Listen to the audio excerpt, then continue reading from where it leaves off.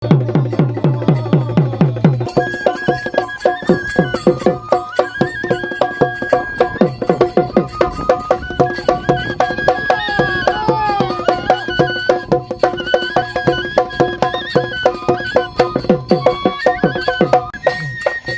যিসকল অত্যন্ত পৰিচয় বনকৰ্মী তেওঁলোকে আচলতে নিজৰ ঘৰখনৰ পৰা আঁতৰত থাকি ইয়াত বিহু উদযাপন কৰা দেখিবলৈ পোৱা গৈছে। সতীৰ্থৰ সৈতে আমি কিছু বিহুৰ পৰিৱেশলৈ আমি সোমাই যাম।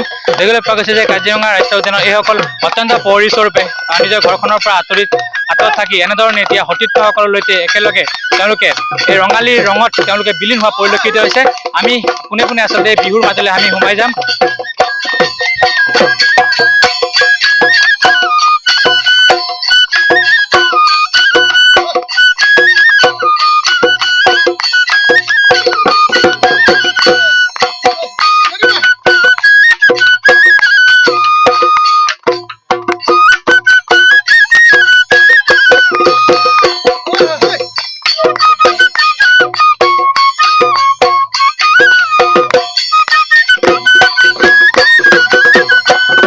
বিহুগীত কৌশিদিনা বেলি পৰত পানী অনা নৈৰে ঘাটত জোকে ধৰিছিলে তোমাক ভৰি কলা ফুলত চিঞ মাৰি দিছিলা মোৰেনো গাতত তেতিয়া কেনে লাগিছিল জানানে বাৰু বহাগলে বাট কি জানি নাচামে আৰু বহাগলে বাট কি জানি নাচামে আৰু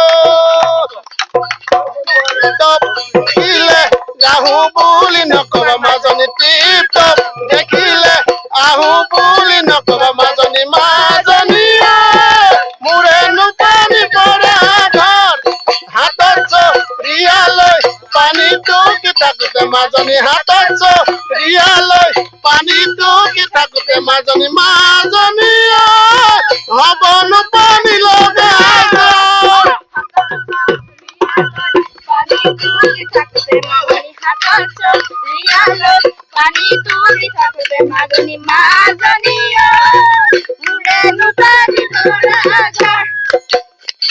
নিশ্চয়কৈ আমাৰ সৈতে বনাঞ্চলিক বিষয়া আছে। আমি কিছু কথা পাতিব চেষ্টা কৰিম।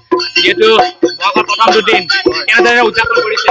নমস্কাৰ অসমৰ সকলো ৰাইজলৈ আমাৰ কাজিৰঙাৰ প্ৰতিজন বনকৰ্মীৰ ফালৰ পৰা ৰঙালী বিহুৰ বহুত শুভেচ্ছা থাকিলে। যিহেতু আমাৰ আপোনাৰ 24 ঘণ্টা ডিউটি থাকে তো ঘৰ কোনো যাব পৰা নাই তো আমি আজি সকলোৱে ইয়াতে মিলি ৰঙালী বিহু উদযাপন কৰিছোঁ আৰু আশা কৰোঁ যিবোৰ আহিবলগীয়া দিন আছে সকলো কাৰণে যাতে সুখৰ হওক শান্তিৰ হওক আৰু সমৃদ্ধৰ হৈ থাকক। আকৌ এবাৰ চবকে ৰঙালী বিহু শুভেচ্ছা জনালোঁ।